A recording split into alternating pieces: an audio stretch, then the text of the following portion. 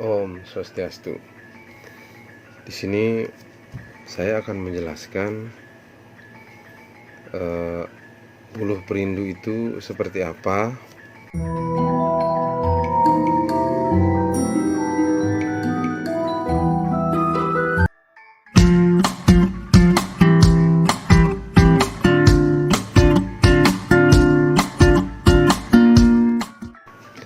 Jadi banyak sekali beredar sekarang ini bahwa buluh perindu itu seolah-olah adalah benda yang sangat gampang didapatkan, dari berupa rerumputan atau bahkan yang ada di sarang burung atau bahkan ada di bambu. Nah, jadi banyak spekulasi dari orang-orang yang saya katakan sok tahu. Gimana yang saya katakan sok tahu? Jadi mereka berpikir bahwa buluh perindu itu hanya sebuah mainan, hanya sebuah lawak-lawakan, terutama yang sekarang sedang beredar tentang ilmu-ilmu perdukunan. Namun di sini saya akan jelaskan, dan memang kebetulan saya memiliki buluh perindu seperti ini, atau disebut dengan rumput bajang, yang dimana rumput ini memang banyak di kawasan atau seluruh Indonesia, kemungkinan masih ada lah, masih banyak, terutama di Kalimantan. Memang kebetulan saya juga keturunan orang Dayak. Kalau di kampung orang tua saya ini namanya rumput rambang. Rumput rambang, baulang, buluh perindu. Jadi saya akan di sini akan jelaskan sebenarnya rumput rambang atau rumput bujang yang dikatakan buluh perindu itu memang benar adalah sebuah rumput, atau mungkin yang saya miliki ini boleh dibilang ini adalah, kelihatan kamera ya, ini adalah buluh perindu yang didapatkan di sarang burung elang. Jadi buluh perindu itu berbagai macam. Ada yang di pohon bambu, ada yang rumput, ada yang kita dapatkan di sarang burung. Tetapi yang saya akan tekankan di sini adalah bahwa buluh perindu itu memiliki energi. Jadi dia memiliki energi tergantung dari orang yang mengaktifkannya atau menghidupkannya, atau orang Hindu bilang, orang Bali bilang itu menguripnya. Jadi bagaimana cara seorang ahli spiritual atau para dukun menghidupkan kembali buluh perindu itu agar menjadi sesuatu yang diinginkan. Contoh, diinginkan untuk menarik lawan jenis, atau bahkan yang sudah berkeluarga itu agar hubungan rumah tangga, hubungan suami istrinya menjadi langgeng. Seperti contoh, jikalau orang yang sudah berumah tangga menyimpan buluh perindu yang sudah aktif atau yang sudah urip, itu antara suami akan merindukan istri, antara istri akan merindukan seorang suaminya. Nah, jadi buluh perindu itu tidak serta-merta dimiliki atau digunakan oleh orang bujang atau anak gadis. Jadi buluh perindu itu juga sangat bagus dipegang oleh orang yang sudah berumah tangga. Agar apa? Agar hubungan rumah tangganya menjadi harmonis, saling merindukan.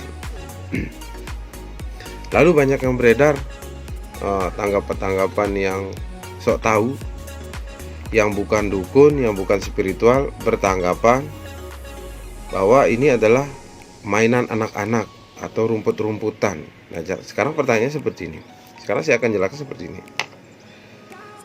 Kenapa seorang dukun, balian, atau bahkan orang spiritual bisa mengobati orang yang sakit yang katanya sudah diponis oleh pihak rumah sakit, dari pihak kesehatan, tidak ada obat, tetapi begitu pergi berobat ke tempat dukun, pergi ke tempat balian atau ke tempat ahli spiritual, hanya diberikan air 1 gelas, kenapa pasien itu bisa sembuh?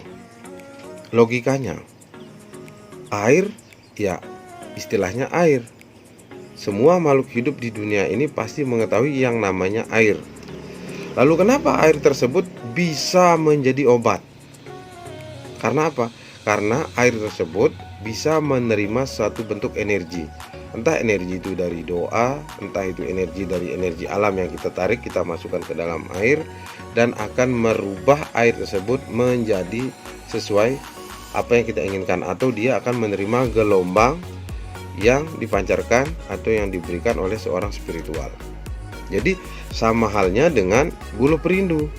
Buluh perindu itu bisa menyimpan, menyerap energi yang diberikan atau energi yang diisi oleh dukun, balian, atau seorang spiritual.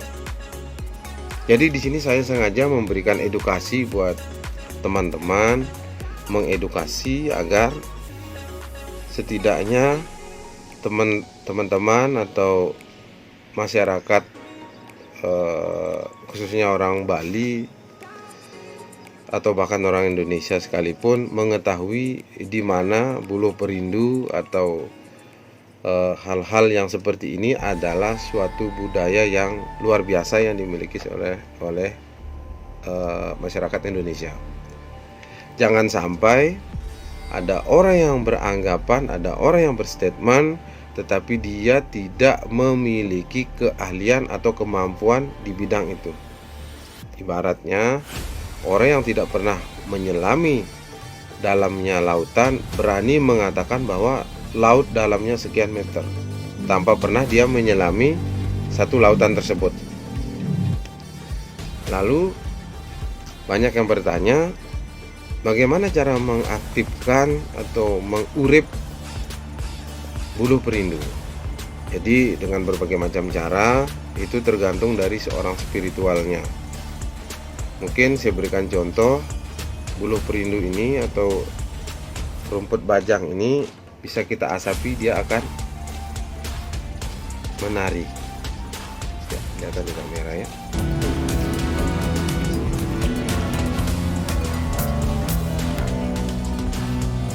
Dia akan menari-nari. Nah, jadi buluh perindu ini atau rumput bajang ini atau rumput rambang ini, seperti orang Dayak Kalimantan mengatakan, itu sebaiknya kita petik, kita ambil itu Jumat Kliwon atau Syukur Kliwon. Saat dimana Syukur Kliwon itu memiliki unsur magis di pengaruh planet atau pengaruh bumi.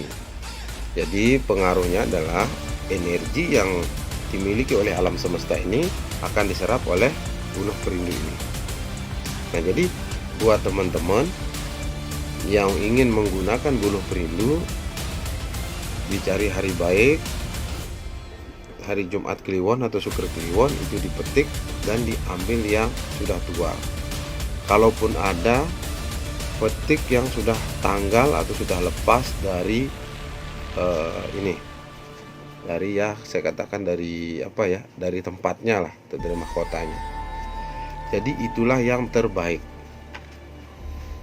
Jadi buat teman-teman semua, biar lebih memahami bahwa ilmu spiritual itu memang benar nyata dan ada. Jadi ilmu spiritual itu banyak manfaatnya dan banyak gunanya. Jadi buat teman-teman yang menonton video saya ini, mari bangkitkan spiritual. Jangan menganggap bahwa seseorang spiritual itu atau menjadi seorang spiritual itu sangatlah tidak bermanfaat di zaman yang semodern ini. Justru zaman yang lebih modern, kita akan lebih menjadi orang yang spiritual, maka kita akan menjadi orang yang kuat. Bahkan kita akan mengetahui alam semesta, terutama yang beragama Hindu. Jadi jangan takut, jangan ragu untuk mencari jalan spiritual. Mungkin lain waktu saya akan berikan tata cara menggunakan buluh perindu atau cara mengaktifkan buluh perindu. Memang di dalam buluh perindu juga memiliki banyak unsur energi.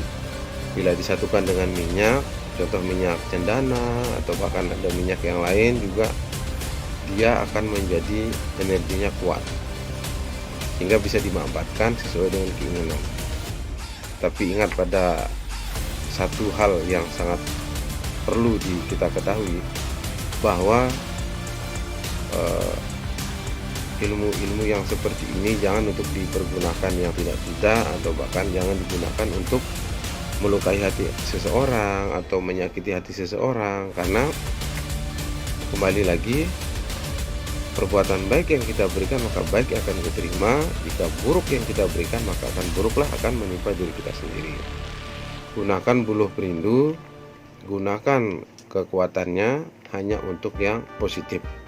Jangan digunakan untuk yang negatif, untuk menjadikan main-mainan, membuat orang rindu lalu ditinggalkan, jangan.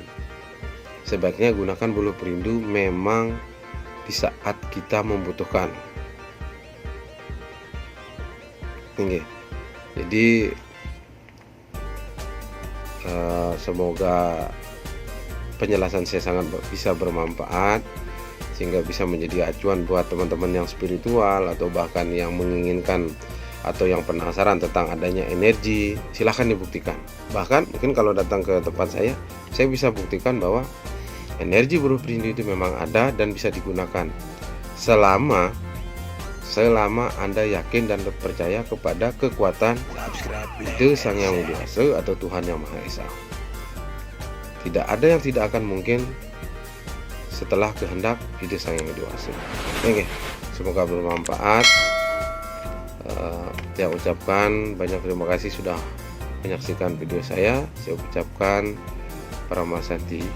Om Santi Santi Santi Santi. Om.